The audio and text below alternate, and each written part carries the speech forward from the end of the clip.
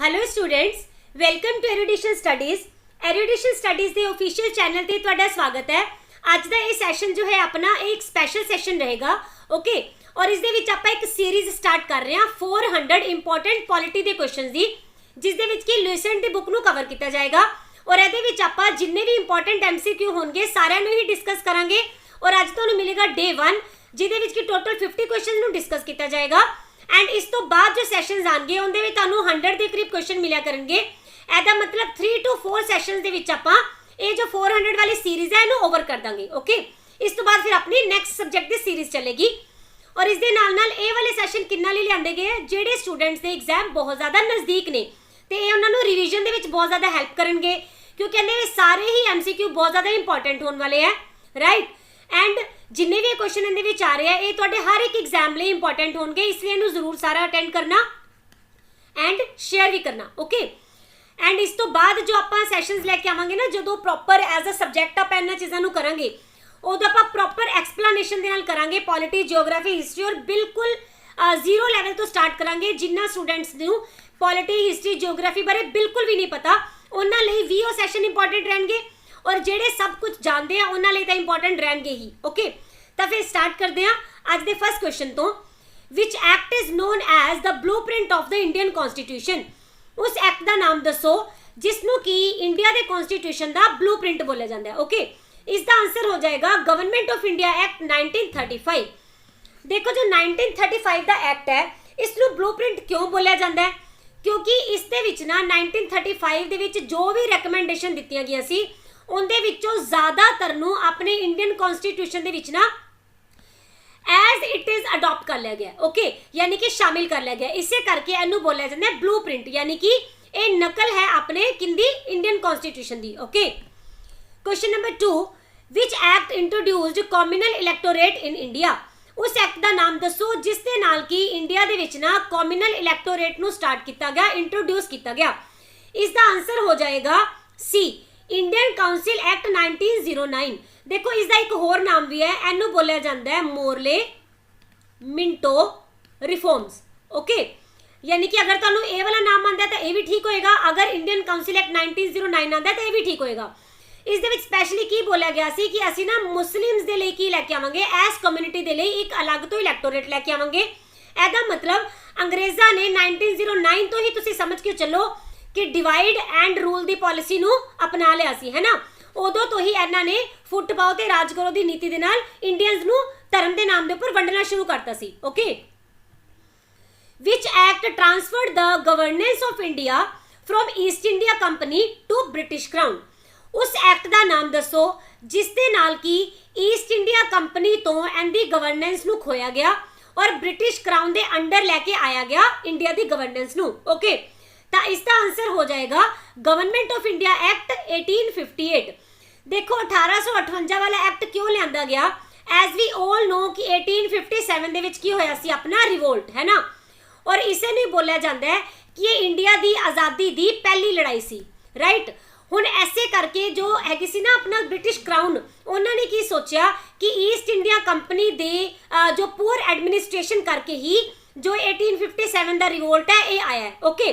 और तुहानूं पता होएगा कि 1857 का रिवोल्ट इन्ना ज़्यादा तेज सी कि इहदे तो बहुत मुश्किल नाल ब्रिटिश क्राउन आपदे दोबारा तो पैर जमा सकिया सी, है ना।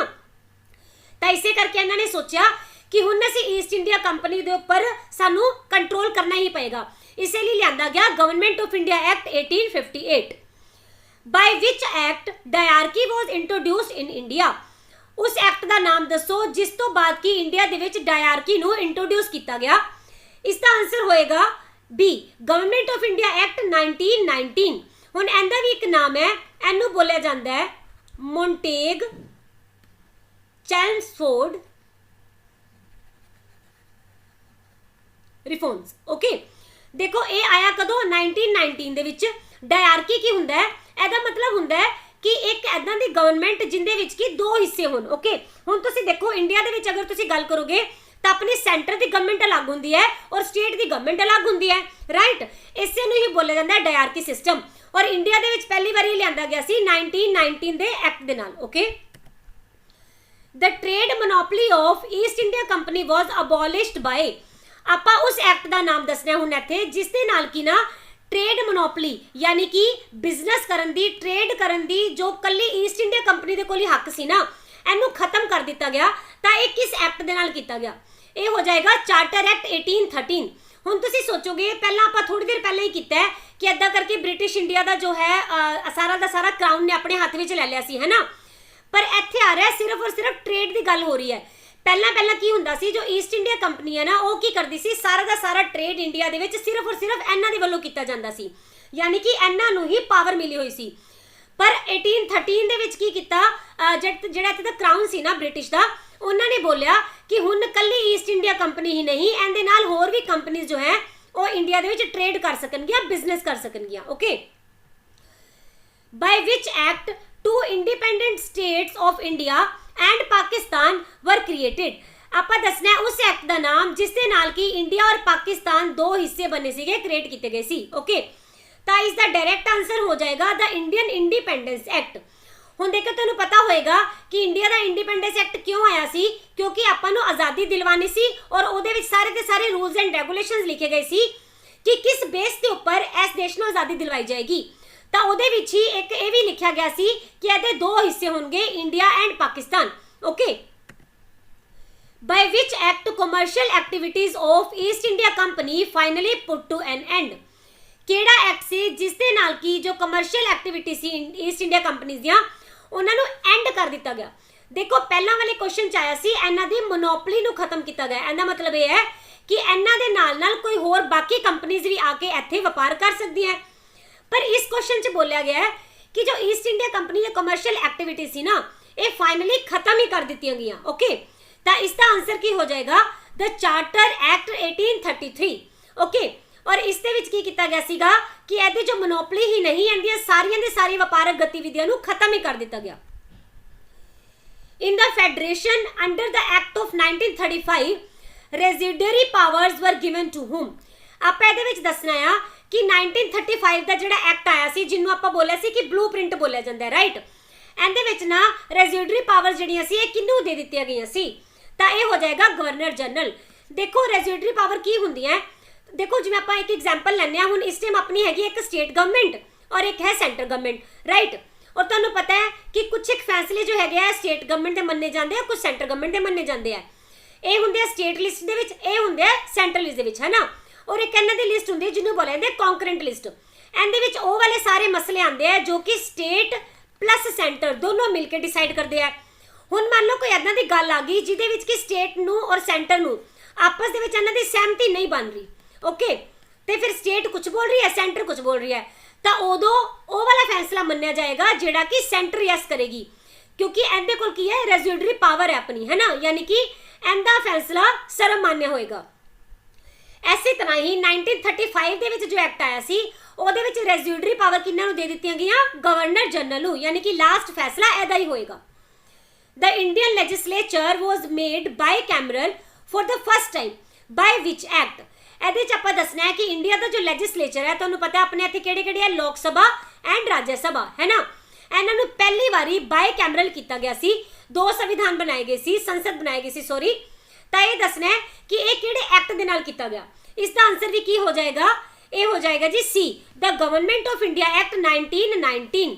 ਓਕੇ, ਹਾਂਜੀ, who described government of India act 1935 as charter of slavery.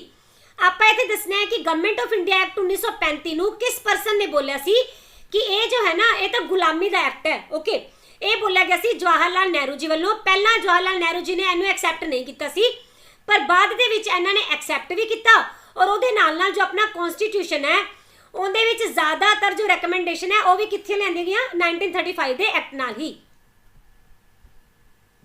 Question number 11, in which year the parliament adopt Indian constitution। ਆਪਾਂ ਦੱਸਣਾ ਹੈ ਕਿਹੜੇ ਸਾਲ ਦੇ ਵਿੱਚ ਤੇ ਪਾਰਲੀਮੈਂਟ ਨਹੀਂ ਅਤੇ ਤੁਸੀਂ ਕਨਸਟੀਟਿਊਐਂਟ ਅਸੈਂਬਲੀ ਕਰ ਲੈਣਾ ਨੇ ਅਡਾਪਟ ਕੀਤਾ ਇੰਡੀਅਨ ਕਨਸਟੀਟਿਊਸ਼ਨ ਨੂੰ। ਓਕੇ, ਇਸ ਦਾ ਆਨਸਰ ਹੋ ਜਾਏਗਾ 26 ਨਵੰਬਰ 1949। ਓਕੇ, ਪਰ ਜਦੋਂ 1949 ਦੇ ਵਿੱਚ ਸਿਰਫ ਕੀ ਕੀਤਾ ਗਿਆ, ਅਡਾਪਟ ਕੀਤਾ ਗਿਆ ਹਰੇ, ਠੀਕ ਹੈ। ਪਰ ਇਸ ਦੇ ਨਾਲ ਇਹ ਨਹੀਂ ਕਿ ਲਾਗੂ ਹੋ ਗਿਆ, ਲਾਗੂ ਕਰਨ ਦੇ ਵਿੱਚ ਹਾਲੇ ਥੋੜਾ ਟਾਈਮ ਲੱਗੇਗਾ। ਓਕੇ, ਇਹ ਆਪਾਂ ਅਗਲੇ ਕੁਐਸਚਨ ਦੇ ਵਿੱਚ ਕਰਾਂਗੇ। ਹਾਂਜੀ, which was not a member of cabinet mission. Cabinet mission ਦੇ ਕਿਹੜੇ ਮੈਂਬਰ ਨਹੀਂ ਸੀ ਪੁੱਛਿਆ ਇੱਥੇ। ਓਕੇ, ਤਾਂ ਇੱਥੇ ਆਨਸਰ ਹੋ ਜਾਏਗਾ ਜੌਨ ਸਾइमन। ਦੇਖੋ ਕੈਬਨਿਟ ਮਿਸ਼ਨ ਜੋ ਹੈ ਭਾਰਤ ਦੇ ਵਿੱਚ ਆਇਆ ਕਿਉਂ ਸੀ? ਕਿਉਂਕਿ ਆਪਣੇ ਇਹਨਾਂ ਨੇ ਕਨਸਟੀਟਿਊਸ਼ਨ ਨੂੰ ਬਣਾਉਣਾ ਸੀ, ਯਾਨੀ ਕਿ ਕਨਸਟੀਟਿਊਸ਼ਨ ਅਸੈਂਬਲੀ ਨੂੰ ਬਣਾਉਣਾ ਸੀ। ਓਕੇ, ਔਰ ਐਸੇ ਲਈ ਇੱਕ ਮਿਸ਼ਨ ਲਿਆਂਦਾ ਗਿਆ ਜਿਸ ਦੇ ਵਿੱਚ ਕਿ 3 ਮੈਂਬਰ ਰੱਖੇ ਗਏ ਸੀ, Pethick Lawrence, ਸਟੈਫਰਡ Cripps and ਏਵੀ Alexander. ਔਰ ਇਹ ਜੋ ਪੈਥਿਕ ਲਾਰੈਂਸ ਹੈ ਇਹ ਇਹਦੇ ਕੀ ਸੀਗੇ? Chairperson C.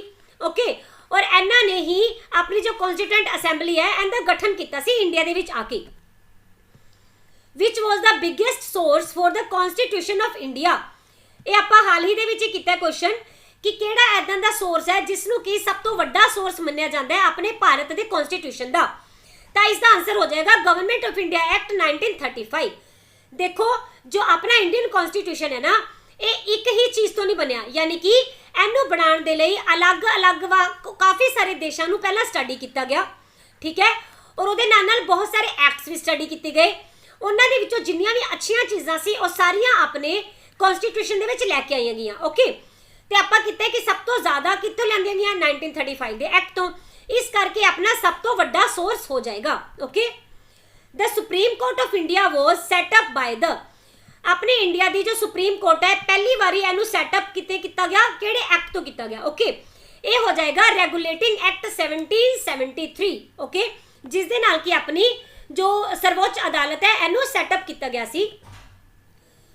The Indian independence bill received by royal assent on, ਜਿਹੜਾ ਆਪਣਾ ਭਾਰਤ ਦਾ ਇੰਡੀਪੈਂਡੈਂਸ ਬਿੱਲ ਆਇਆ ਸੀ ਨਾ, ਇਹਨੂੰ ਕਦੋਂ ਰੋਇਲ ਅਸੈਂਟ ਮਿਲਿਆ, ਯਾਨੀ ਕਿ ਕਦੋਂ ਬ੍ਰਿਟਿਸ਼ ਕਰਾਊਨ ਨੇ ਮੰਨ ਲਿਆ ਸੀਗਾ ਕਿ ਅਸੀਂ ਇਹਨੂੰ ਐਕਸੈਪਟ ਕਰ ਰਹੇ ਹਾਂ। ਓਕੇ, ਇਹ ਸਿਰਫ ਇੱਕ ਡੇਟ ਹੈ, ਇਹ ਹੈ 18 ਜੁਲਾਈ 1947।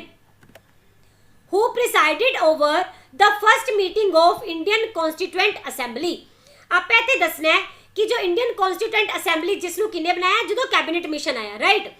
ਤਾਂ ਇਹ ਜੋ ਅਸੈਂਬਲੀ ਹੈ ਇਹਦੀ ਜਿਹੜੀ ਸਭ ਤੋਂ ਪਹਿਲੀ ਮੀਟਿੰਗ ਹੋਈ ਸੀ ਨਾ, ਇਹਨੂੰ ਕਿੰਨੇ ਪ੍ਰੀਸਾਈਡ ਕੀਤਾ? ਓਕੇ, ਤਾਂ ਇਸ ਦਾ ਆਨਸਰ ਕੀ ਹੋ ਜਾਏਗਾ? ਸਚਿਦਾਨੰਦ ਸਿਨਹਾ ਜੀ। ਦੇਖੋ ਇਹਨਾਂ ਨੂੰ ਨਾ ਆਪਣਾ ਜੋ ਹੈ ਨਾ ਇੰਟਰਿਮ ਪ੍ਰੈਜ਼ੀਡੈਂਟ ਬਣਾਇਆ ਗਿਆ ਸੀ ਆਪਣੇ ਕਨਸਟੀਟਿਊਐਂਟ ਅਸੈਂਬਲੀ ਦਾ। ਔਰ ਇਹ ਸਿਰਫ ਕਿਸ ਲਈ ਬਣਾਏ ਗਏ ਸੀ? ਕਿਉਂਕਿ ਉਸ ਟਾਈਮ ਨਾ ਆਪਾਂ ਫ੍ਰੈਂਚ ਰੂਲਸ ਨੂੰ ਫੋਲੋ ਕਰਦੇ ਸੀ। ਔਰ ਫ੍ਰੈਂਚ ਰੂਲ ਦੇ ਵਿੱਚ ਕੀ ਹੁੰਦਾ ਹੈ, ਜਦੋਂ ਵੀ ਮੰਨ ਲਓ ਕੋਈ ਵੀ ਅਸੈਂਬਲੀ ਹੁੰਦੀ ਹੈ ਨਾ, ਸਭਾ ਹੁੰਦੀ ਹੈ, ਉਹਦੇ ਵਿੱਚ ਪ੍ਰੈਜ਼ੀਡੈਂਟ ਕਿਹਨੂੰ ਬਣਾ ਦਿੱਤਾ ਜਾਂਦਾ ਹੈ? ਉੱਥੇ ਦਾ ਜੋ ਸਭ ਤੋਂ ਬਜ਼ੁਰਗ ਇਨਸਾਨ ਹੋਏਗਾ ਉਹਨੂੰ ਪ੍ਰੈਜ਼ੀਡੈਂਟ ਬਣਾ ਦਿੰਦੇ ਆ। ਓਕੇ, ਤਾਂ ਇਸ ਦਿਨ ਜੋ ਹੈ ਨਾ ਇਲੈਕਸ਼ਨ ਤਾਂ ਹੋਈ ਨਹੀਂ ਪ੍ਰੈਜ਼ੀਡੈਂਟ ਦੇ, ਤਾਂ ਇਸ ਲਈ ਜੋ ਸਚਿਦਾਨੰਦ ਸਿਨਹਾ ਜੀ ਸੀ ਉੱਥੇ ਸਭ ਤੋਂ ਬਜ਼ੁਰਗ ਸੀ, ਤਾਂ ਇਹਨਾਂ ਨੂੰ ਫਿਰ ਡੇ 1 ਦੇ ਲਈ ਕੀ ਬਣਾ ਦਿੱਤਾ ਗਿਆ? ਆਪਣੀ ਇੰਡੀਅਨ ਕਨਸਟੀਟਿਊਐਂਟ ਅਸੈਂਬਲੀ ਦਾ president. Okay, the first meeting of the constituent assembly held on, ਆਪਣੀ ਜੋ ਕਨਸਟੀਟਿਊਐਂਟ ਅਸੈਂਬਲੀ ਸੀ ਇਹਦੀ ਪਹਿਲੀ ਮੀਟਿੰਗ ਕਦੋਂ ਕਰਵਾਈ ਗਈ? ਤਾਂ ਇਸ ਦਾ ਆਨਸਰ ਹੋ ਜਾਏਗਾ 9 ਆਫ ਦਸੰਬਰ 1946। 9 ਦਸੰਬਰ 1946 ਨੂੰ ਪਹਿਲੀ ਮੀਟਿੰਗ ਹੋਈ ਸੀ। ਓਕੇ, ਯਾਦ ਰੱਖਣਾ ਹੈ 9/12/46। Who moved the objective resolution in the constituent assembly? ਉਹਨਾਂ ਦਾ ਨਾਮ ਦੱਸੋ ਜਿਨ੍ਹਾਂ ਨੇ ਕਿ ਆਪਣੀ ਕਨਸਟੀਟਿਊਐਂਟ ਅਸੈਂਬਲੀ ਦੇ ਵਿੱਚ ਨਾ ਆਬਜੈਕਟਿਵ ਰੈਜ਼ੋਲੂਸ਼ਨ ਦਾ ਮਤਾ ਲਿਆਂਦਾ ਸੀ। ਤਾਂ ਇਹ ਹੋ ਜਾਣਗੇ ਜਵਾਹਰ ਲਾਲ ਨਹਿਰੂ ਜੀ। ਦੇਖੋ ਇਹ ਆਬਜੈਕਟਿਵ ਰੈਜ਼ੋਲੂਸ਼ਨ ਸੀ ਕਿ ਇਹਦੇ ਵਿੱਚ ਨਾ ਕੁਝ ਇੱਕ ਰੂਲ ਲਿਖੇ ਹੋਏ ਸੀ ਕਿ ਇੰਡੀਆ ਦਾ ਕਨਸਟੀਟਿਊਐਂਟ ਕਿਹੜੀ ਚੀਜ਼ ਨੂੰ ਫੋਲੋ ਕਰੇਗਾ, ਠੀਕ ਹੈ। ਤਾਂ ਐਸੇ ਆਬਜੈਕਟਿਵ ਰੈਜ਼ੋਲੂਸ਼ਨ ਨੂੰ ਲਿਆਂਦਾ ਗਿਆ ਸੀ ਜਵਾਹਰ ਲਾਲ ਨਹਿਰੂ ਜੀ ਵੱਲੋਂ। ਓਕੇ, ਇਹਨਾਂ ਨੇ ਦਿੱਤਾ ਕਿਹਨੂੰ ਸੀ? ਰਾਜਿੰਦਰ ਪ੍ਰਸਾਦ ਜੀ ਨੂੰ। ਕਿਉਂ? ਕਿਉਂਕਿ ਉਹ ਆਪਣੇ ਕੀ ਸੀ? ਕਨਸਟੀਟਿਊਐਂਟ ਅਸੈਂਬਲੀ ਦੇ ਪ੍ਰੈਜ਼ੀਡੈਂਟ ਸੀ। ਇਹਨਾਂ ਨੇ ਪ੍ਰੈਜ਼ੀਡੈਂਟ ਨੂੰ ਪਕੜਾਇਆ ਤੇ ਇਸੇ ਨੂੰ ਹੀ ਬਾਅਦ ਦੇ ਵਿੱਚ ਕੀ ਬੋਲਿਆ ਗਿਆ? ਆਪਣੇ ਕਨਸਟੀਟਿਊਸ਼ਨ ਦਾ ਪ੍ਰੀਐਮਬਲ। ਤੁਹਾਨੂੰ ਪਤਾ ਹੈ ਆਪਣੇ ਕਨਸਟੀਟਿਊਸ਼ਨ ਦੇ ਵਿੱਚ ਸਭ ਤੋਂ ਪਹਿਲਾ ਜੋ ਪੇਜ ਆ ਨਾ ਉਹਨੂੰ ਬੋਲਿਆ ਜਾਂਦਾ ਪ੍ਰੀਐਮਬਲ। ਇਹਦੇ ਵਿੱਚ ਸਭ ਦੱਸਿਆ ਜਾਂਦਾ ਆ ਕਿ ਆਪਣਾ ਜੋ ਇੰਡੀਆ ਉਹ ਕਿੱਦਾਂ ਦੀ ਕੰਟਰੀ ਹੋਏਗੀ। ਓਕੇ, ਤੇ ਇਹ ਸਾਰਾ ਕੁਝ ਕਿੰਦੇ ਉੱਪਰ ਬੇਸ ਸੀਗਾ? ਇਹ ਜਵਾਹਰ ਲਾਲ ਨਹਿਰੂ ਜੀ ਵੱਲੋਂ ਪੇਸ਼ ਕੀਤੇ ਗਏ ਆਬਜੈਕਟਿਵ ਰੈਜ਼ੋਲੂਸ਼ਨ ਦੇ ਉੱਪਰ ਬੇਸ ਸੀ ਹੈ ਆਪਣਾ preamble. Okay, the constitution of India was completed on, ਆਪਣਾ ਭਾਰਤ ਦਾ ਜੋ ਕਨਸਟੀਟਿਊਸ਼ਨ ਹੈ ਇਹਨੂੰ ਕਦੋਂ ਪੂਰਾ ਕੀਤਾ ਗਿਆ? ਓਕੇ, ਕੰਪਲੀਟਡ ਦੱਸਣਾ ਆਪਾਂ। ਆਲਰਾਈਟ, ਤਾਂ ਇਸ ਦਾ ਆਨਸਰ ਕੀ ਹੋ ਜਾਏਗਾ? 26 ਨਵੰਬਰ 1949 ਨੂੰ। ਓਕੇ, ਜਿਸ ਦਿਨ ਇਹਨੂੰ ਅਡਾਪਟ ਕੀਤਾ ਗਿਆ। How much time the constituent assembly took to frame the constitution of India? ਆਪਣੀ ਕਨਸਟੀਟਿਊਐਂਟ ਅਸੈਂਬਲੀ ਨੇ ਕਿੰਨਾ ਟਾਈਮ ਲਿਆ ਕਨਸਟੀਟਿਊਸ਼ਨ ਆਫ ਇੰਡੀਆ ਨੂੰ ਫਰੇਮ ਕਰਨ ਦੇ ਲਈ? ਠੀਕ ਹੈ, ਇਸ ਦਾ ਆਨਸਰ ਹੋ ਜਾਏਗਾ 2 ਸਾਲ 11 ਮਹੀਨੇ ਔਰ 18 ਦਿਨ। ਇੰਨਾ ਲੰਬਾ ਟਾਈਮ ਲੱਗਿਆ, ਤਾਂ ਹੀ ਬੋਲਿਆ ਜਾਂਦਾ ਹੈ ਕਿ ਜੋ ਇੰਡੀਆ ਦਾ ਜੋ ਕਨਸਟੀਟਿਊਸ਼ਨ ਹੈ ਇਹ ਲਾਰਜੈਸਟ ਕਨਸਟੀਟਿਊਸ਼ਨ ਹੈ। ਓਕੇ, ਲਾਰਜੈਸਟ ਰਿਟਨ ਕਨਸਟੀਟਿਊਸ਼ਨ, ਕਿਉਂਕਿ ਆਪਣਾ ਲਿਖਿਤ ਹੈ। ਔਰ ਇੰਨਾ ਜ਼ਿਆਦਾ ਲੰਬਾ ਟਾਈਮ ਕਿਉਂ ਲੱਗਿਆ? ਕਿਉਂਕਿ ਆਪਾਂ ਪਹਿਲਾਂ ਵੀ ਕੀਤਾ कि अपना जो इंडियन कॉन्स्टिट्यूशन है ਇਹਨੂੰ बनाने ਦੇ ਲਈ ना बहुत सारे देशों की और बहुत सारे एक्ट्स की पहला स्टडी की गई, उस तो बाद उनके विचों अच्छियां चीज़ों को निकाल के इहदे विच पाया गया। इसे करके सारी स्टडी दे विच बेस्ट कॉन्स्टिट्यूशन बनाने के लिए 2 साल 11 महीने और 18 दिन का टाइम लग्या कॉन्स्टिट्यूएंट असैम्बली नूं। Okay, how many members were there in the drafting committee? Constitution की जो ड्राफ्टिंग कमेटी सी उहदे विच टोटल किन्ने मैंबर सी? तो इसका आंसर हो जाएगा 7। ओके, और अपनी कॉन्स्टिट्यूशन दे विच ना काफ़ी सारिया जो है कमेटीज़ बनाई गई सी, उनदे विचों सब तो इंपॉर्टेंट कमेटी यही आ जाती है ड्राफ्टिंग कमेटी। ओके, जिन्हें कि पूरा दा पूरा खरड़ा तैयार किया सी अपने कॉन्स्टिट्यूशन का। Who was the permanent president of the constituent assembly? देखो आप हुणे की किया सीगा कि जो अपने पहले दिन बनाए गए सी ना कॉन्स्टिट्यूशन दे, वो कौन सी सच्चिदानंद जी है ना, जिन्होंने कि बजुर्ग होने के एक दिन का जो है प्रेसिडेंट बना दिता गया, राइट। पर उस तो बाद प्रॉपर इलैक्शन भी होए और जो अपनी कॉन्स्टिट्यूएंट असैम्बली है इनका एक परमानेंट मैंबर बनाया गया। ओके, प्रेसिडेंट वो कौन रहेगा? Doctor Rajendra Prasad ji. Alright, members of constituent assembly were, ਆਪਾਂ ਦੱਸਣਾ है कि ਜਿਹੜੀ अपनी कॉन्स्टिट्यूएंट असैम्बली सी ਇਹਦੇ जिन्ने भी मैंबर आए उन्होंने किद्दां चुनिया गया, उन्होंने चोण किस तरह की गई, ठीक है। तो इसका आंसर हो जाएगा इलैक्टेड बाय प्रोविंशियल असैम्बलीज। जिन्ने भी अपने उस टाइम प्रोविंस सी ना उन्होंने असैम्बलीज ने आपदे आपदे नोमिनीज नूं भेजा सी कॉन्स्टिट्यूएंट असैम्बली दे विच चोण करके। Okay, who was the chairman of the drafting committee? आपां हुणे कीता कि ड्राफ्टिंग कमेटी जो सी इहदे विच टोटल किन्ने मैंबर सी? 7 मैंबर, राइट। तो हुण 7 मैंबर दे विचों कोई एक चेयरपर्सन भी होएगा, तो आपां दसना है उस चेयरपर्सन का नाम की है। तो आपां सारे जानते हैं डॉक्टर BR अंबेडकर जी, ਜਿਹੜੇ कि अपने कॉन्स्टिट्यूशन ਨੂੰ ਬਣਾਉਣ ਦੇ ਵਿੱਚ सब तो ज़्यादा अहम भूमिका निभाई डॉक्टर BR अंबेडकर जी ने। Okay, who was the chairman of the union constitution committee of constituent assembly? आपा दसना है कि चेयरमैन जो कि केड़ी कमेटी दे? यूनियन कॉन्स्टिट्यूशनल कमेटी दे, ठीक है। तो ये कौन हो जाएंगे? इन्हां दा नाम होएगा जवाहर लाल नेहरू जी। इत्थे तुसीं एक चीज़ याद रख लेना, ਜਦੋਂ भी किसी भी कमेटी के नाल ना कॉन्स्टिट्यूशन कमेटी के नाल यूनियन वर्ड लग्या होएगा ना, तो उसका आंसर तुसीं समझ लेना अपने आप ही कि जवाहर लाल नेहरू जी ही होंगे। Okay, which of the following countries have an unwritten constitution? इन्हां दे विचों केड़ी कंट्री है जिहदा कि अनरिटन यानी कि लिखिया होया नहीं है, बस हवा दे विच कॉन्स्टिट्यूशन है, यानी कि बोलती कॉन्स्टिट्यूशन है, ना कि रिटन फॉर्म दे विच। ओके, इसका आंसर हो जाएगा यूके। हवा दे विच दा मतलब ये ना समझ लेना प्लीज़ कि इन्हें कोई रूल्स नहीं है, ऐसा नहीं है, रूल्स प्रॉपरली बनाए गए हैं, बट इन्हां दे विच ना रिटन फॉर्म दे विच लिखिया नहीं गया कॉन्स्टिट्यूशन नूं, ठीक है, यूके वालों। Who said democracy is the government of the people by the people for the people? आपां दसना है किन्ना ने बोलिया सी कि जो लोकतंत्र है यह सरकार है लोकां दी, लोकां वल्लों और लोकां लई, ठीक है। तो एक ही हो जाएगा, इनका आंसर रहेगा किन्ना ने बोलिया? अब्राहम लिंकन जी ने। ओके, एक कोट है उन्होंने। Who said Indian constitution strikes a good balance between extreme rigidity and too much flexibility?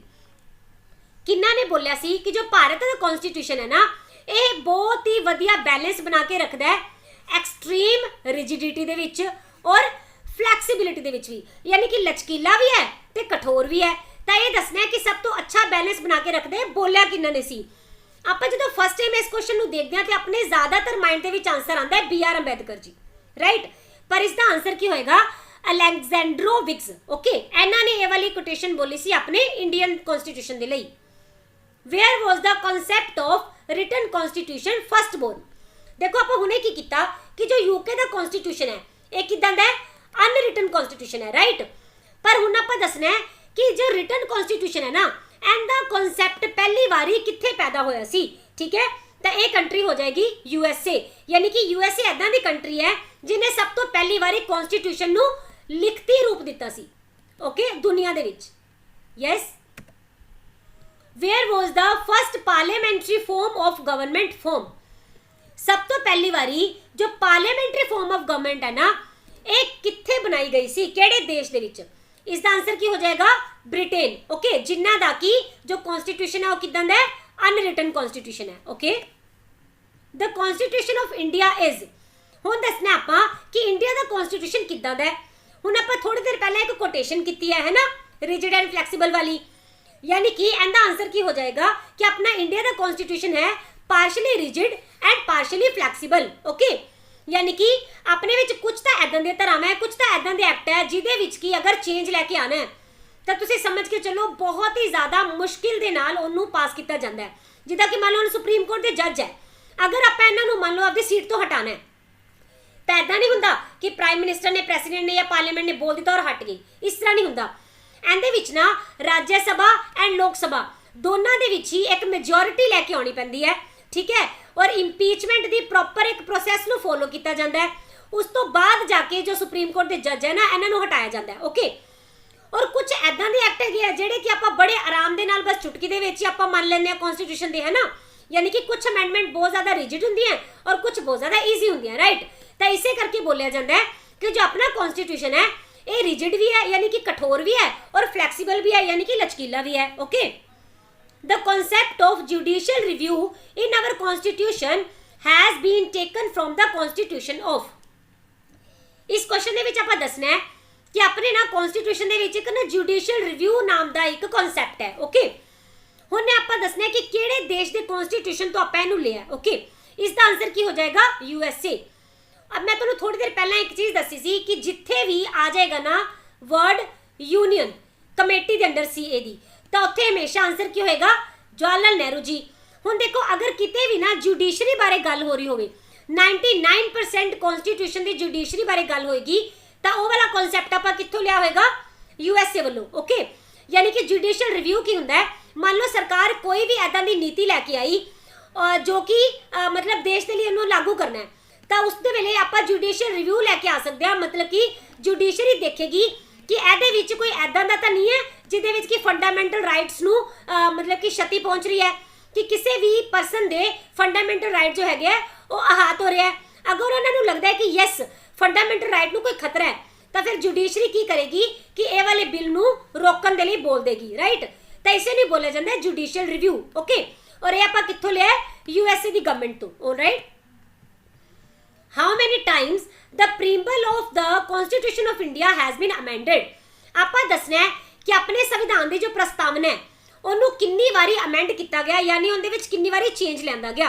इसका आंसर की हो जाएगा वंस। ओके, देखो इनू ना 1976 के विच इको बारी अमेंड किया गया। ऑलराइट, उस टाइम ना अपने इंडिया दे विच की लगाई गई सी, एमरजेंसी लगाई गई सी। ओके, किन्ना वालों, इंदिरा गांधी जी वालों। ऑलराइट, और उदों फिर उन्होंने लैके आए सी किन्नवी 42nd अमेंडमेंट लैके आए, और उसे 42nd अमेंडमेंट दे विच ना बहुत सारियां इदां दी अमेंडमेंट्स जो कीतियां गई सी, तां ही बोलिया जाता है कि अद्धा कॉन्स्टिट्यूशन जो है ना 42nd अमेंडमेंट ने चेंज कर दिता सी। ओके, तो इहदे विच ही अपना जो प्रीम्बल है, जो अपनी प्रस्तावना है देश की, इनू भी चेंज किया गया सीगा सिर्फ एक बारी। Okay, of the following words in the preamble of the constitution of India which was not inserted through the 42nd Amendment Act 1976। ਆਪਾਂ पिछले क्वेश्चन च की किया कि जो अपने देश की प्रस्तावना है अपने कॉन्स्टिट्यूशन की, उन्होंने एक बार चेंज किया गया। कदों, 42वीं अमेंडमेंट के नाल। किस साल दे विच, 1976 दे विच। तो इत्थे ना उन्होंने बोलिया कि 3 वर्ड सी जिहड़े कि प्रीम्बल दे विच शामिल किए गए सी, ठीक है, इस एक्ट के अमेंडमेंट के नाल। तो इन्हां विचों किहड़ा इदां दे शब्द है जो कि शामिल नहीं किया गया, तो इसका आंसर की हो जाएगा डिग्निटी। तो तुहानूं ये जरूर याद रहना चाहिए कि इंडिया दे विच प्रीम्बल दे विच सोशलिस्ट, सैक्यूलर एंड इंटीग्रिटी ये तीनों ही वर्ड शामिल ने अपने प्रीम्बल दे विच, और ये कदों लिआंदे गए, 1976 दी 42वीं अमेंडमेंट दे नाल। Very important question. Okay, which one of the following describes Indian a secular state, India sorry. इहदे विच आपां दसना है कि इन्हां दे विचों किहड़ा इदां दा है जो कि इंडिया नूं की बनांदा है, एक सैकुलर स्टेट डिसाइड करदा है। ओके, तो इसका आंसर हो जाएगा प्रीम्बल। आपां क्योंकि हुणे कीता है कि प्रीम्बल दे विच एक बार अमेंडमेंट की गई, 1976 दे विच की गई, 42nd अमेंडमेंट एक्ट दे नाल की गई, और इहदे विच 3 वर्ड्स लिआंदे गए जिहदे विच कि जो सैकुलर वर्ड है वो प्रीम्बल दे विच आया है। Okay, the preamble to the constitution declares India as. अपने जो प्रीम्बल है, जो प्रस्तावना है देश की, वो इंडिया नूं की डिक्लेयर करती है। ओके, ਤਾਂ ਇਸ ਦਾ ਆਨਸਰ ਤੁਸੀਂ ਐਜ਼ ਇਟ ਇਜ਼ ਯਾਦ ਰੱਖੋਗੇ। ਆਨਸਰ ਹੈ C, a sovereign, socialist, secular, democratic and republic state. ਇਹਨੂੰ ਤੁਸੀਂ ਬਿਲਕੁਲ ਵੀ ਉਲਟਾ ਪੁਲਟਾ ਵੀ ਨਹੀਂ ਕਰ ਸਕਦੇ, ਐਜ਼ ਇਟ ਇਜ਼ ਯਾਦ ਰੱਖਣਾ ਹੈ। SSDR यानी कि sovereign, socialist, secular, democratic and republic. All right. The item education belongs to the, ਇੱਥੇ ਆਪਾਂ ਦੱਸਣਾ ਹੈ ਕਿ ਜੋ ਸਿੱਖਿਆ ਹੈ ਨਾ ਇਹ ਕਿਹੜੀ ਲਿਸਟ ਦੇ ਵਿੱਚ ਆਂਦੀ ਹੈ। ਓਕੇ, ਯਾਨੀ ਕਿ ਸਟੇਟ ਲਿਸਟ ਆਏਗੀ, ਯੂਨੀਅਨ ਆਏਗੀ ਜਾਂ ਕੰਕਰੈਂਟ ਲਿਸਟ ਆਏਗੀ। ਤਾਂ ਇਸ ਦਾ ਆਨਸਰ ਕੀ ਹੋ ਜਾਏਗਾ? Concurrent list. ਮੈਂ ਤੁਹਾਨੂੰ ਦੱਸਿਆ ਸੀ ਕਿ ਜੋ ਯੂਨੀਅਨ ਲਿਸਟ ਹੈ ਇਹਦੇ ਵਿੱਚ ਸਾਰੇ ਉਦਾਂ ਦੇ ਕੇਸ ਆਣਗੇ ਜਿਨ੍ਹਾਂ ਨੂੰ ਕਿ ਸੈਂਟਰ ਗਵਰਨਮੈਂਟ ਹੈਂਡਲ ਕਰੇਗੀ। ਓਕੇ, ਔਰ ਸਟੇਟ ਲਿਸਟ ਦੇ ਵਿੱਚ ਐਦਾਂ ਦੀਆਂ ਸਾਰੀਆਂ ਚੀਜ਼ਾਂ ਆਣਗੀਆਂ ਜਿਸ ਦੇ ਉੱਪਰ ਕਿ ਸਟੇਟ ਦਾ ਹੱਕ ਹੋਏਗਾ, ਸਟੇਟ ਉਹਦੇ ਬਾਰੇ ਫੈਸਲੇ ਲੈ ਸਕੇਗੀ। ਔਰ ਜੋ ਕੰਕਰੈਂਟ ਲਿਸਟ ਹੈ ਨਾ, ਯਾਨੀ ਕਿ ਆਪਣੀ ਸੰਘ ਸੂਚੀ ਦੇ ਵਿੱਚ ਐਦਾਂ ਦੇ ਸਾਰੇ ਬਿੱਲ ਵਗੈਰਾ ਆਉਂਦੇ ਹੈ ਜਿਸ ਦੇ ਵਿੱਚ ਕਿ ਫੈਸਲਾ ਸਟੇਟ ਪਲੱਸ ਸੈਂਟਰ ਮਿਲ ਕੇ ਲੈਂਦੇ ਹੈ। ਔਰ ਇਹ ਅਗਰ ਮੰਨ ਲਓ ਇਹਨਾਂ ਦੋਨਾਂ ਦੇ ਵਿੱਚ ਟਾਈ ਹੋ ਜਾਂਦਾ ਹੈ ਔਰ ਇਹ ਆਪਦੀ ਜਗ੍ਹਾ ਤੇ ਅੜੇ ਹੋਏ ਆ, ਇਹ ਆਪਦੀ ਜਗ੍ਹਾ ਤੇ ਅੜੇ ਹੋਏ ਆ, ਤਾਂ ਫਿਰ ਮੰਨੀ ਕਿੰਦੀ ਜਾਊਗੀ? ਸੈਂਟਰ ਦੀ, ਕਿਉਂਕਿ ਸੈਂਟਰ ਦੇ ਕੋਲ ਕਿਹੜੀਆਂ ਪਾਵਰ ਹੈ? ਰੈਜ਼ਿਡੂਅਰੀ ਪਾਵਰਸ ਹੈ, ਜਿਹਦੇ ਨਾਲ ਕਿ ਅਖੀਰ ਵਾਲੀ ਜੋ ਫਾਈਨਲ ਜੋ ਮਤਲਬ ਡਿਸੀਜਨ ਹੈ ਉਹ ਕਿਹਦੇ ਕੋਲ ਰਹਿ ਜਾਂਦਾ ਹੈ? ਸੈਂਟਰ ਕੋਲ। Okay, how many schedules are there in our constitution. ਆਪਾਂ ਦੱਸਣਾ ਹੈ ਕਿ ਆਪਣੇ ਕਨਸਟੀਟਿਊਸ਼ਨ ਦੇ ਵਿੱਚ ਕਿੰਨੇ ਸ਼ਡਿਊਲ ਹੈਗੇ ਆ, ਕਿੰਨੀਆਂ ਸੂਚੀਆਂ ਹੈ। ਓਕੇ, ਇਸ ਦਾ ਆਨਸਰ ਕੀ ਹੋ ਜਾਏਗਾ? 12। ਟੋਟਲ ਆਪਣੇ ਸ਼ਡਿਊਲ ਦੇ ਵਿੱਚ 12 ਸੂਚੀਆਂ ਕਨਸਟੀਟਿਊਸ਼ਨ ਦੇ ਵਿੱਚ, sorry. Which article deals with the institution of ਪੰਚਾਇਤੀ ਰਾਜ। ਕਿਹੜਾ ਆਰਟੀਕਲ ਹੈ ਜਿਸ ਨੂੰ ਕੀ ਮੰਨਿਆ ਜਾਂਦਾ ਹੈ ਕਿ ਉਹ ਪੰਚਾਇਤੀ ਰਾਜ ਦੇ ਨਾਲ ਡੀਲ ਕਰਦਾ ਹੈ। ਓਕੇ, ਇਹ ਕਾਫੀ ਇੰਪੋਰਟੈਂਟ ਆਰਟੀਕਲ ਰਹੇਗਾ। ਇਸ ਦਾ ਆਨਸਰ ਹੋ ਜਾਏਗਾ ਆਰਟੀਕਲ 40। ਓਕੇ, 40 ਆਰਟੀਕਲ ਪੰਚਾਇਤੀ ਰਾਜ ਦੇ ਨਾਲ ਡੀਲ ਕਰੇਗਾ। Alright. How many articles are there in the constitution.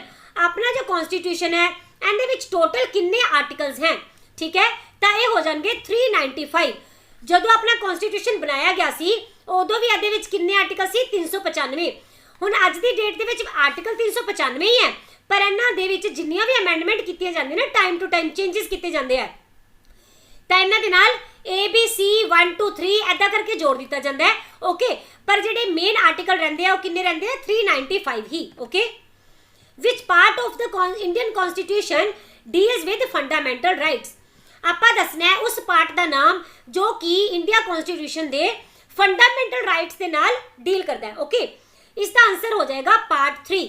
तीसरा पार्ट अपने इंडियन कॉन्स्टिट्यूशन का सब तो इंपॉर्टेंट पार्ट मन्निया जाता है क्योंकि इस दे विच गल की गई है फंडामेंटल राइट्स की, यानी कि जिन्ने भी अपने इत्थे दे नागरिक है उन्होंने किहड़े-किहड़े अधिकार दिते गए है सरकार वालों, ये दस्सिया जाता है फंडामेंटल राइट्स के अंडर। ओके, और देखो जो अपना फंडामेंटल राइट्स है ना, ये इन्ने ज़्यादा इंपॉर्टेंट ने कि मन्निया जाता है कि कोई भी जो इंसान है किसी दूसरे इंसान के फंडामेंटल राइट्स नूं हर्ट नहीं कर सकता।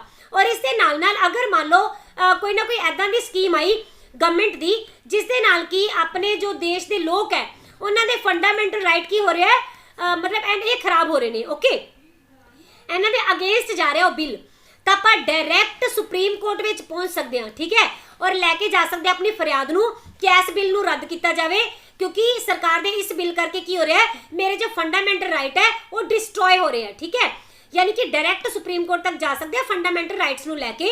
एदा मतलब की होया कि इहनूं कानून दा संरक्षण प्राप्त है। ओके, ये तुसीं याद रखोगे, ये भी क्वेश्चन विच ही आंदा हुंदा है।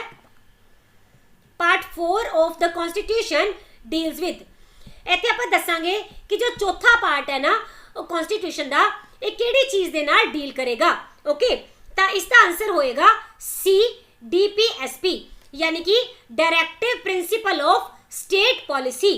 ओके, और इस दे विच की हुंदा है जिवें आपां कीता सी ना कि पार्ट 3 दे विच की दिता गया कि अपने सारे राइट्स दिते गए। ओके, और DPSP दे विच ना अपनी ड्यूटीज़ नूं दिता गया और इहदे नाल नाल दस्सिया गया कि स्टेट किहड़ियां-किहड़ियां ड्यूटीज़ निभाएगी अपने देश दे लई। ओके, पर आपां कीता सी जो फंडामेंटल राइट्स हुंदे आ उहदे लई तां आपां अदालत विच चले जाने आ अगर मान लो सरकार नहीं मनदी या कोई भी बंदा अपने इन्हां नूं डिस्ट्रॉय करदा है, राइट। पर अगर मान लो कि DPSP दे विच दस्सिया गया कि जी स्टेट आ काम करेगी, जिवें कि सड़कां बनाएगी मान लो, या फिर मान लो कि जिहड़े भी स्पैशल कम्यूनिटीज़ हैगियां उन्हां दे लई रिजर्वेशन लैके आएगी या कोई भी इदां दी चीज़ां स्टेट दे बारे बोलियां गईयां।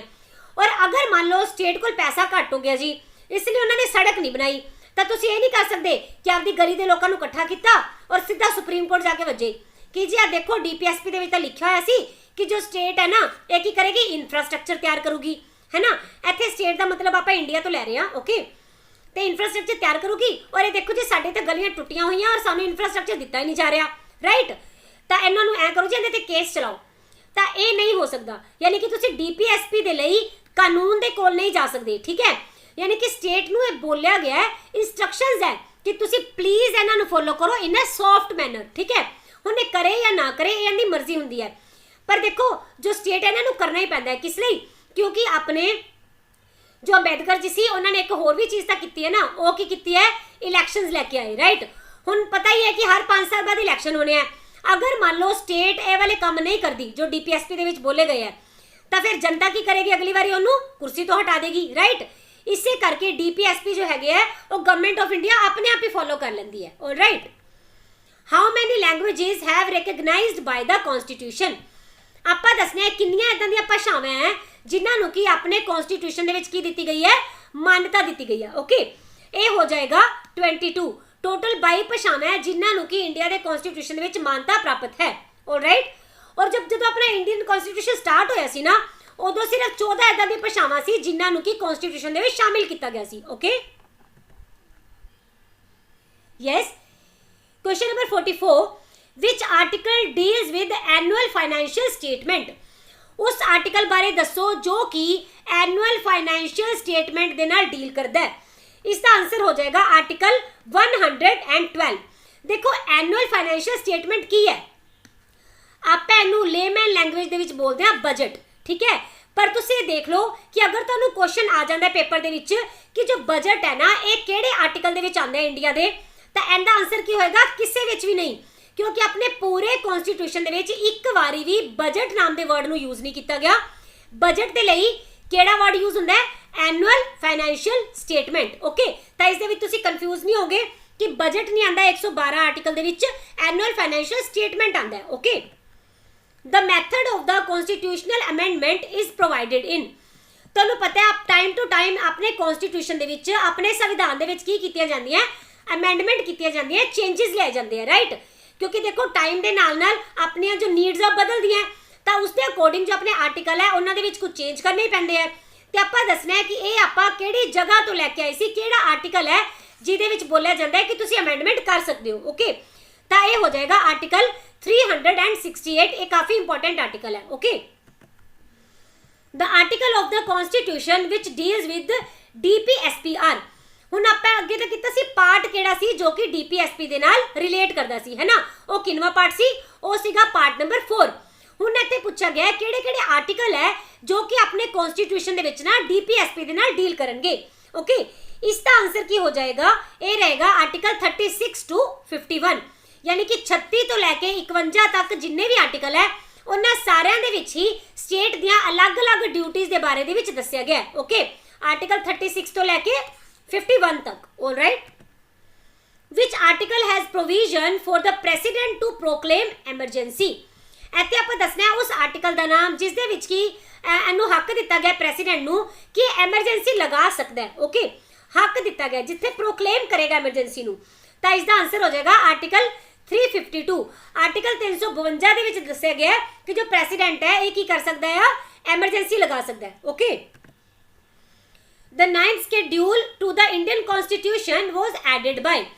जो इंडिया का कॉन्स्टिट्यूशन का 9वां शेड्यूल है, 9वीं सूची है, इसनू ऐड किया गया, पर किहड़ी अमेंडमेंट के नाल ऐड किया गया, ठीक है। ये रहेगी सब तो पहली ही अमेंडमेंट सी ना, उनके राही ही की लिया गया सी, अपनी 9वीं सूची लैके आंदी गई सी। देखो पहली अमेंडमेंट एंड 9वीं सूची, ठीक है। ऐसा तुसीं याद रख सकते हो।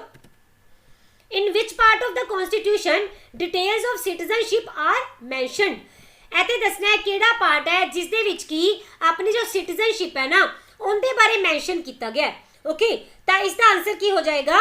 ये रहेगा जी पार्ट दूसरा, ओके। हुण देखो आप कर लिया जो पार्ट दूसरा है ये आ गया सिटीजनशिप के लिए, तीसरा किस लिए सी? फंडामेंटल राइट के लिए, चौथा किस लिए सी? DPSP के लिए, ठीक है। ये तुसीं सारे याद रखोगे। By which name or names in our country mentioned in the constitution? ਆਪਾਂ ਦੱਸਣਾ है कि अपने भारत दे ना किहड़े किहड़े अपने देश के किहड़े किहड़े नाम है ਜੋ ਕਿ ਕਨਸਟੀਟਿਊਸ਼ਨ ਦੇ ਵਿੱਚ ਦਿਖਾਏ ਗਏ ਹੈ। ਓਕੇ, ਤਾਂ ਇਸ ਦਾ ਆਨਸਰ ਕੀ ਹੋ ਜਾਏਗਾ? India and Bharat. ਓਕੇ, ਆਪਾਂ ਵੈਸੇ ਤਾਂ ਹਿੰਦੁਸਤਾਨ ਬੋਲਦੇ ਆ ਨਾ, ਪਰ ਹਿੰਦੁਸਤਾਨ ਨਾਮ ਦਾ ਜੋ ਵਰਡ ਹੈ ਨਾ ਆਪਣੇ ਦੇਸ਼ ਦੇ ਲਈ ਕਨਸਟੀਟਿਊਸ਼ਨ ਦੇ ਵਿੱਚ ਮੈਂਸ਼ਨ ਨਹੀਂ ਕੀਤਾ ਹੋਇਆ। ਓਕੇ, ਇਸ ਦਾ ਆਨਸਰ ਹੈਗਾ ਇੰਡੀਆ ਐਂਡ ਭਾਰਤ। ਇਹ ਆਪਣੇ ਕਨਸਟੀਟਿਊਸ਼ਨ ਦੇ ਫਸਟ ਪਾਰਟ ਦੇ ਵਿੱਚ ਬੋਲਿਆ ਗਿਆ ਇੰਡੀਆ ਦੈਟ ਇਜ਼ ਭਾਰਤ, ਯਾਨੀ ਕਿ ਦੋਨੋਂ ਹੀ ਵਰਡ ਕਿਹਦੇ ਚ ਆ ਜਾਣਗੇ ਫਿਰ? ਕਨਸਟੀਟਿਊਸ਼ਨ ਦੇ ਵਿੱਚ। ਓਕੇ, ਤਾਂ ਇਹ ਸੀ ਆਪਣੇ ਪਹਿਲੇ ਦਿਨ ਦੇ ਲੂਸੈਂਟ ਦੇ ਟੌਪ 400 ਸੀਰੀਜ਼ ਦੇ ਫਸਟ 50 ਕੁਐਸਚਨ। ਆਈ ਹੋਪ ਕਿ ਤੁਹਾਨੂੰ ਸੈਸ਼ਨ ਅੱਛਾ ਲੱਗਿਆ ਹੋਵੇਗਾ ਐਂਡ ਮਾਰਕ ਮਾਈ ਵਰਡ ਕਿ ਜਿਹੜੇ ਆਪਾਂ ਇੱਥੇ 400 ਕੁਐਸਚਨ ਕਰਾਂਗੇ ਉਹ ਬਹੁਤ ਸਾਰੇ ਇੰਪੋਰਟੈਂਟ ਕੁਐਸਚਨਸ ਨੂੰ ਤੁਹਾਡੇ ਡੀਲ ਕਰਨਗੇ ਔਰ ਇਹਦੇ ਨਾਲ ਨਾਲ ਮੈਂ ਕੁਝ ਨਾ ਕੁਝ ਐਕਸਟਰਾ ਇਨਫੋਰਮੇਸ਼ਨ ਵੀ ਦਿੰਦੀ ਆ ਜਿਸ ਦੇ ਨਾਲ ਕਿ ਤੁਹਾਡੇ ਇੱਕ ਕੁਐਸਚਨ ਦੇ ਵਿੱਚ ਹੀ 3 ਜਾਂ 4 ਕੁਐਸਚਨ ਕਵਰ ਹੋ ਜਾਂਦੇ ਆ। ਓਕੇ, ਤਾਂ ਪਲੀਜ਼ ਤੁਸੀਂ ਇਹਨਾਂ ਕੁਐਸਚਨ ਦੀ ਸੀਰੀਜ਼ ਨੂੰ ਧਿਆਨ ਨਾਲ ਸਮਝਣਾ ਔਰ ਜਦੋਂ ਤੁਹਾਡਾ ਐਗਜ਼ਾਮ ਹੋਏਗਾ ਨਾ ਉਹਦੇ ਤੋਂ ਪਹਿਲਾਂ ਤੁਸੀਂ ਇਹਨਾਂ ਦੇ ਨਾਲ ਆਪਣੀ ਰਿਵੀਜ਼ਨ ਕਰਕੇ ਜਾਣਾ, ਤੁਹਾਨੂੰ ਡੈਫੀਨੇਟਲੀ ਪੇਪਰ ਦੇ ਵਿੱਚ ਹੈਲਪ ਮਿਲੇਗੀ। Okay, with these words thank you so much. ਮਿਲਦੇ ਹਾਂ ਫਿਰ ਕੱਲ ਦੇ ਸੈਸ਼ਨ ਦੇ ਵਿੱਚ। Till then take care, bye bye.